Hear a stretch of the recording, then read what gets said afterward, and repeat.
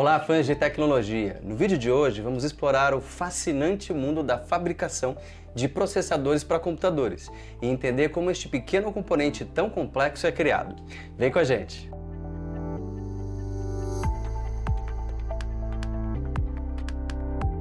A gente sabe da importância que os computadores têm na nossa vida, e sem os processadores eles não existiriam. Através deste componente é possível realizar todas as operações e cálculos necessários para transformar zeros e uns na linguagem do computador em tarefas realizadas na tela do seu PC. O processador é o equivalente ao cérebro do computador, e fabricá-lo é uma tarefa bem complexa que poucas empresas no mundo conseguem.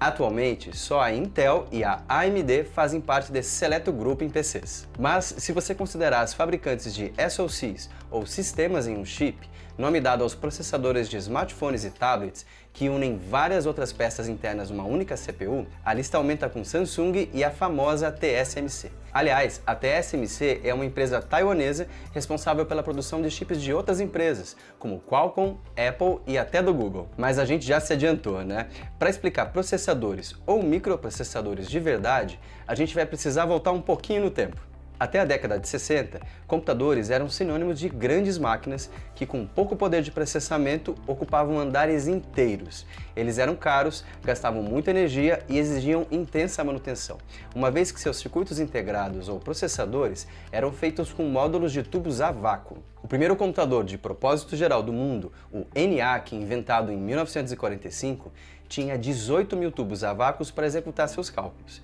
Ele foi criado para medir trajetórias de mísseis durante a Segunda Guerra Mundial e conseguia fazer em 30 minutos o trabalho de um dia inteiro de um calculador humano.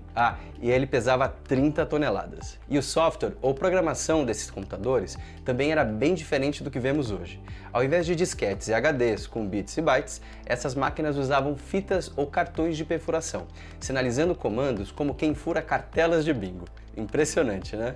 Foi só em 1971 que uma empresa conseguiu uma façanha: miniaturizar esses circuitos em uma peça chamada transistor, muito melhor e mais eficiente do que os antigos tubos a vácuo. Essa empresa era a Intel, então pioneira no setor. Com o passar dos anos, esses transistores ficaram cada vez menores e passaram a ser impressos lado a lado em uma unidade de processamento central, ou CPU, do termo em inglês. Tudo isso graças ao silício, um material semicondutor que permite a impressão de milhões desses pequenos componentes em uma única chapa, fazendo com que computadores cada vez menores pudessem ser criados. Vamos então ver o processo de fabricação, desde a impressão dessa chapa até a montagem final?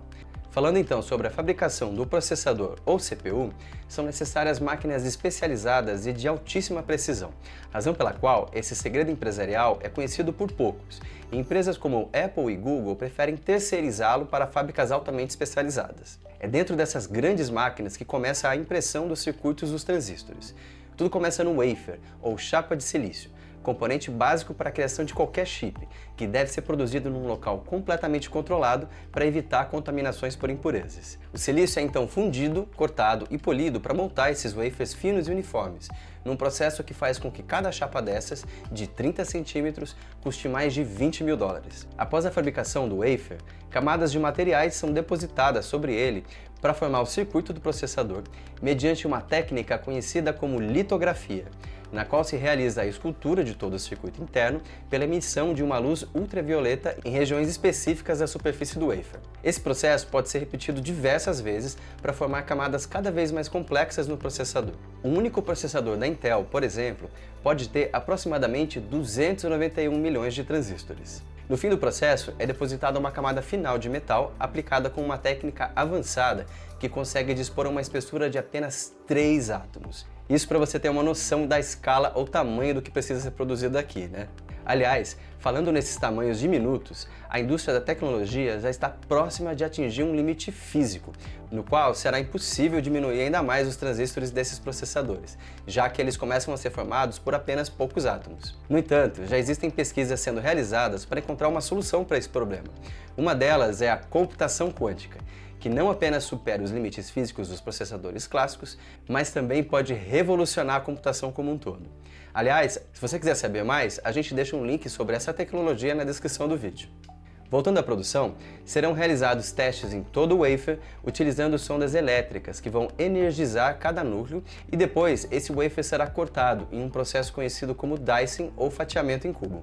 Cada wafer de 300 mm consegue produzir até 600 CPUs, claro, sem nenhuma delas reprovar no teste de qualidade. Aliás, uma curiosidade é que, em geral, fabricantes como Intel e AMD mantêm uma linha única de produção para cada processador, e as variações entre eles, que no caso da Intel são nomeadas como i3, i5, i7 ou i9, são definidas devido às variações que podem ocorrer na linha de produção. Circuitos defeituosos podem ser desativados, mas o restante do processador permanece funcionando, com um número determinado de núcleos ativos. Dessa forma, o mesmo wafer entrega diferentes variações dos processadores, dependendo do total de núcleos que foi possível aproveitar nele. Em outras palavras, o seu processador Intel Core i7 será o mesmo que um Intel Core i5 da mesma geração do ano, só que com mais núcleos de processamento ativos.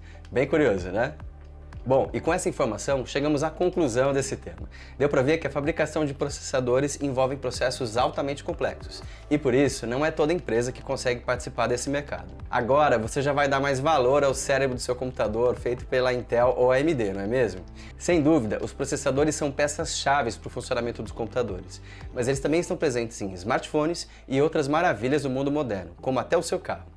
É graças a eles que podemos realizar tarefas complexas com rapidez e eficiência. Bom, esse foi o nosso tema de hoje. Se você gostou, não se esqueça de curtir, compartilhar o vídeo com seus amigos, se inscrever aqui no canal e ativar o sininho para não perder nenhum vídeo do Show Me Tech. Eu sou Bruno Martinez e fico por aqui. Um grande abraço e até a próxima!